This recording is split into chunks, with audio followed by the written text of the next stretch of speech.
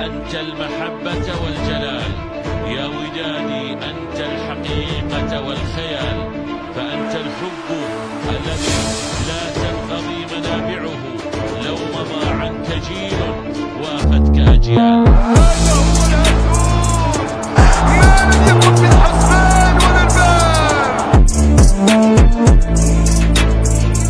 كلمات الدوس جويعة لويسي، هذا سيف عند لويسي، وستير فرصة،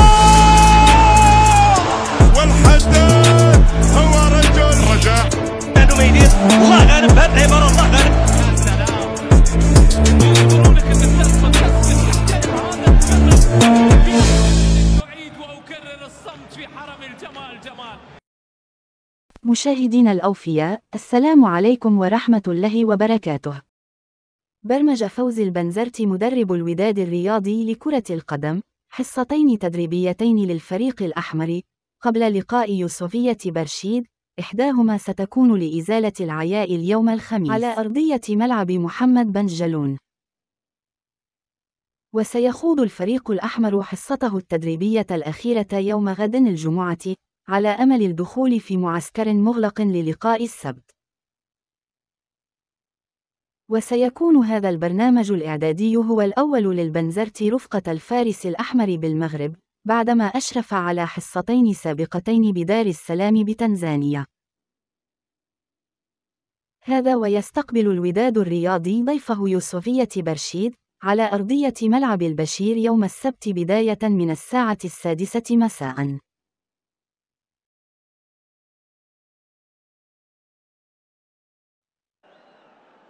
باشرت إدارة فريق الوداد الرياضي اتصالاتها مع مسؤول ستاد بريست الفرنسي لاستعادة خدمات الدولي المغربي أشرف داري في فترة الانتقالات الشتوية المقبلة، بعدما فشل حتى الآن في فرض مكانته في الفريق الفرنسي، وبات خارج حسابات المدير الفني إريك روي، ما أضاع عليه مكانته في المنتخب المغربي في المباريات الماضية. ويرتبط أشرف داري صاحب 24 عاماً بعقد مع ستاد بريست يمتد إلى غاية 30 يونيو عام 2026. وقد شارك في 4 مباريات فقط حتى الآن في الموسم الكروي الحالي مع فريقه، وسيغيب ل4 أسابيع بسبب الإصابة التي تعرض لها، أي أنه لن يكون جاهزاً قبل مرحلة الإياب. كما أنه سيغيب بنسبة كبيرة عن منتخب المغرب في كأس أفريقيا القادمة رغم وجود اسمه في القائمة الموسعة. وأكد موقع وين أن مسؤولي وداد الأمة في تواصل مع إدارة ستاد بريست ووكيل أعمال أشرف داري من أجل التعاقد معه في الميركاتو الشتوي الحالي بنظام الإعارة، ليشارك مع الفريق الأحمر في مرحلة الإياب من الدوري المغربي، وهو الأمر الذي سيجعل اللاعب يستفيد من استعادة التنافسية التي غابت عنه هذا الموسم في الملاعب الفرنسية.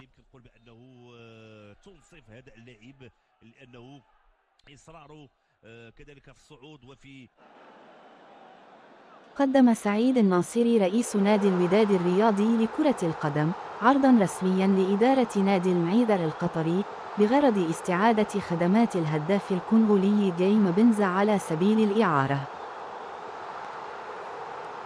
وتقدمت إدارة وداد الأمة بعرض رسمي للاستفادة من خدمات هداف القلعة الحمراء السابق جيم بنزا كومبوليكي على سبيل الإعارة إلى نهاية الموسم الكروي الجاري،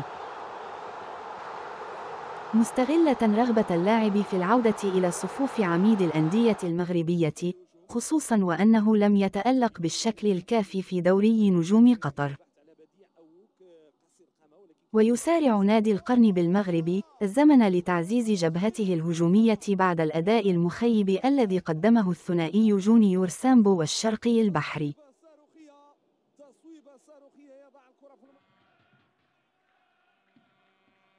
اقترب ابن نجم المنتخب الوطني المغربي السابق الطاهر لخلج، اللاعب الشاب أحمد لخلج، المدافع الحالي لنادي اتحاد توارغا، من التوقيع في صفوف نادي الوداد الرياضي خلال فترة الانتقالات الشتوية المقبلة، والدفاع عن ألوان الفريق الأحمر انطلاقاً من فترة الإياب. وأكد مصدر مقرب من اللاعب لقناة وداد الملايين أن المدافع الشاب طالب من فريقه الحالي اتحاد توارغا بتفعيل البند الذي يضمه عقده الذي يسمح له بالانتقال إلى أي فريق في حالة توصل بعرض رسمي تبلغ قيمته 150 مليون سنتيم، مبرزاً أن نادي الوداد الرياضي عبر عن نيته في أداء الشرط الجزائي والاستفادة من خدمات اللاعب المذكور سلفاً. وأفاد مصدرنا أنه من بين الأمور التي جعلت اللاعب أحمد لخلج يفضل التوقيع في صفوف الوداد الرياضي هو رغبة اللاعب في المشاركة في المسابقات القارية التي تعزز حظوظه في الالتحاق بالمنتخب الوطني. إلى جانب فرصة الاحتراف بأوروبا، مبرزاً أنه من المرتقب أن يعلن الفريق الأحمر خلال الساعات القليلة القادمة عبر قنواته الرسمية عن هذه الصفقة.